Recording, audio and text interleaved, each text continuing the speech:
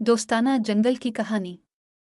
एक दफ़ा का जिक्र है कि एक खूबसूरत जंगल था जहाँ हर किस्म के जानवर हंसी खुशी रहते थे। वहाँ एक होशियार खरगोश, एक मासूम हिरन, एक शोख बंदर और एक दाना हाथी रहते थे।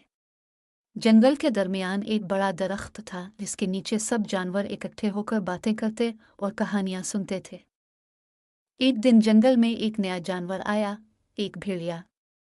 भेड़िया जंगल के जानवरों से बात करना चाहता था, लेकिन सबको इससे डर लगता था क्योंकि वो बहुत बड़ा और खतरनाक दिखाई देता था।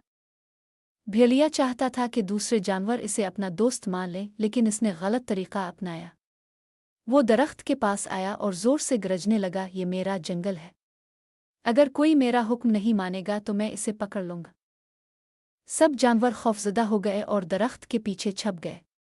लेकिन होशियार खरगोश ने हिम्मत की और कहा, अगर हमने इससे बात नहीं की तो यह हमेशा हमें डराएगा। हमें इससे मिलकर बात करनी चाहिए।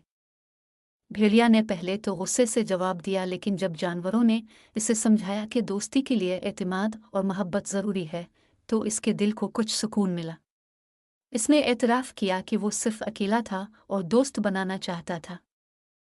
जानवरों ने भेड़िया को अपने ग्रुप में शामिल कर लिया और इसे जंगल के उसूल सिखाए।